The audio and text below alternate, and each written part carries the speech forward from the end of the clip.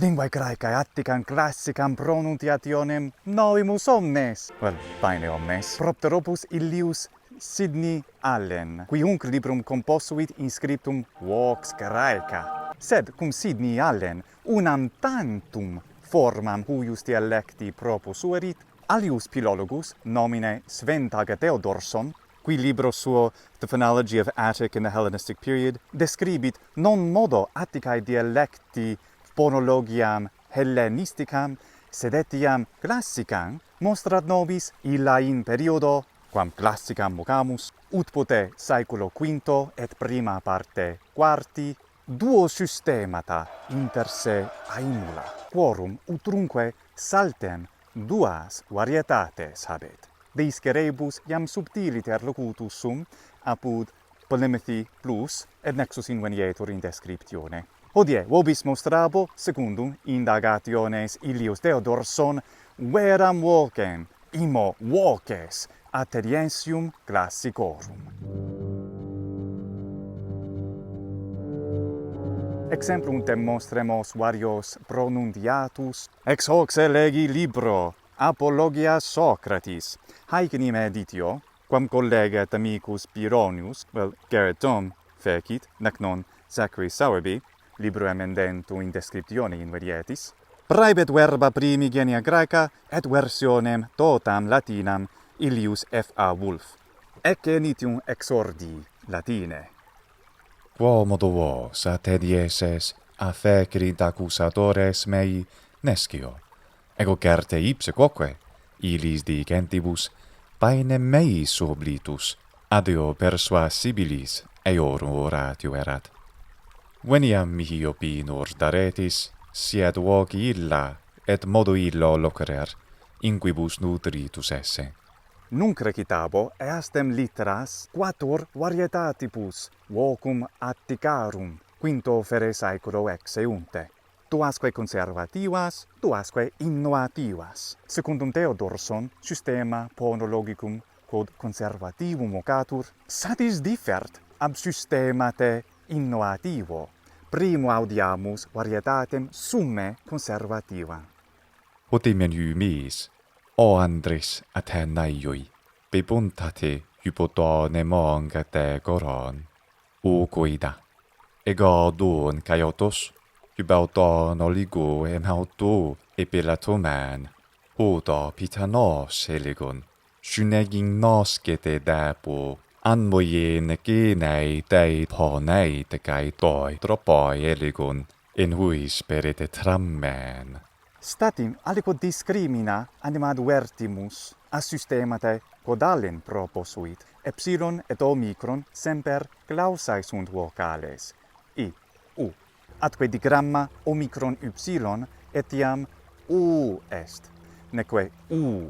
Sed haec erat varietas maxime conservativa, quae Athenis iam parum audiebatur. Magis vero viguit quinto et quarto saeculo ante Christum natum interlocutores conservativo systematae utentes, haec altera varietas conservativa. Audite. Otimen hymis, o Andris Athenaioi, bebuntate hypotonemon categoron, ucoida. Ego duon gaiotos hypauton oligo emautu, epilatomen, huto pitanos eligon. Synegin noskete depu, anmuien gine depone te gaito tropo eligon, en huis perite trammen. In hac altera conservativa varietate audimus iam clauso esse digramma epsilon iota ab in I. Oporte digere, amici, ut dixi blerisque pelliculis epsilon iota nullo modo lingua graeca antiqua ei pronunciari.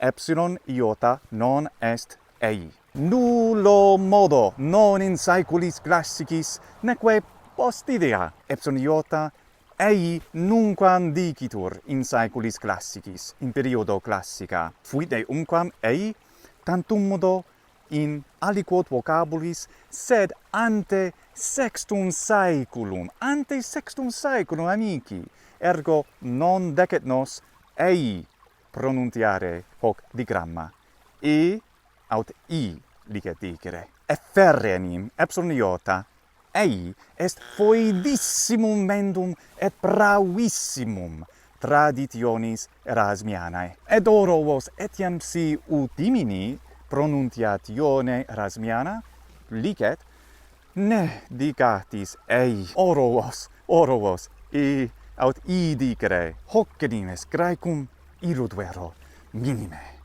Itaque digramma epsilon iota iam clausunst ab in I, atque etiam omicron hypsilon clausunst ab O in U. Non modo hoc, sed etiam omega clausunst ab O in O. Omega cum iota subscripto ab Oi in O.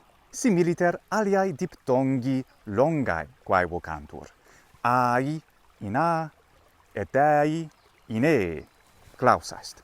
Omicron iota diptongus Paulo strictior fit. Oi in Ui. Multae hercrae differentiae audiri possunt inter varietatem primam et alteram systematis conservativi. Nunc ad systema populare, ad systema quod maxime viguit periodo classica. Systema innovativum. In vero systema te innovativo mira observabimus. Passim appropinquamus ad res quas audimus in sermone hodierno Graeco, sed non solum res quae nunquam fit in odierno sermone. Hoc est epsilon ab in I. Audite varietatem primam innovativi systematis. Odimin himis o andris Athenai, bibontati hypotonimun categoron ugyda. Igo duon gautos hibauto noligu imautu ibilatomin, uto pitano siligon. Sinegin nos kididipu an myin gini diponi tecato tropo iligon in hys periti trammin. Magnus iotacismus fit, Iotacismus fit io. Literae hypsilon, eta, etiam epsilon, fiunt omnes I. Atque omnes quondam diptongi fiunt monoptongi, U, au, eu. Mirum! Tandem Theodorson nos certiores facit, aliquot homines innovativo systemate utentes, omnino perdidisse, discrimen intervocales productas et correctas. Hoc autem facto accentus melodici non ja existere possunt in lingua. Discrimen enim longitudinum vocalium necesse est, ut sermo habeat accentus melodicos. Inde rhythmus, huius alterius varietatis consimilis est, linguae Graecae odiernae. Audite. Odimin himis o andris Athenai, bibontate hypotonimon categoron ugyda. Igo dun gautos ibauton oligu imautu ibiratomin, utopitano siligon. Sinegin nos cidedibu, an unigini diponi digedo tropo iligon in hys periti tramin. Quamquam similis est sermoni neo-hellenico, fricativae literae desunt. Non est radava, non est fataha. Manet vero adspiratio, ut pute ha. Atque etiam pataka. Extat, et mirabile dictu, I dicitur pro epsilon. Exogitur systemate, nullo modo nascitur ponologia linguae Graeca odiernae. Sequid fit post periodum classicam per acta, systema innovativum perdit locum popularem, democratia Atheniensi domata. Primores Macedones, inter quos Alexander Magnus, ab eruditissimis Atheniensibus magistris docti, proferunt systema conservativum in omnes terras. Systema igitur innovativum paene extinctunst, ex eiunte saeculo quarto ante Christum natum. Et Athenis propter hegemoniam Macedonicam vetus systema illud conservativum viget usque ad tempora Romana paucis rebus mutatis periodo Hellenistico. Est maxima ironia eam pronuntiationem quam mocamus classica Atticam magis viguisse post periodum classicam qua natasit. Est res mira quod veram vocem classicam Atticam in ipsa periodo, quam inter has quator variationes nominemus, qua pronuntiatione usus est Plato, Aristophanes. Meo quidem iudicio omnes quator recte dicantur vox ipsa Attica classica. Omnes quator recte numerantur in spectro classicarum vocum Atticarum. Utrum auctores, quos diligimus uno an altero pronuntiato uterentur, nescimus. Et scilicet id quod Sidney Allen proposuerit, satis valido esse constat, ex vocibus conservativis inventus. Ut plus de hoc mirissimo argumento discatis, asque pelliculas spectetis, atque nexus in descriptione ad omnia invenietis. Gratias summas vobis sago, caritas pollas, hygienete, valete. Mirum! Mirum! Miru! Meo quidem iudicio, omnes quatuor, meo quidem iudicio, irudenim ex vocibus, irudim ex voc literae, ut plus de hoc mirissimo argumento discet,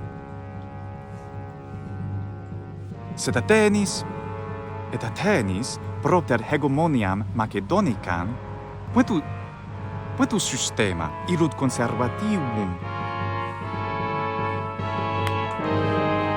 Athenis propter hegemoni, et Athenis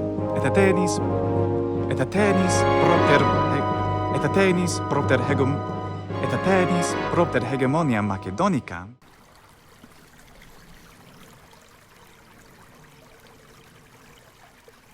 Pantari!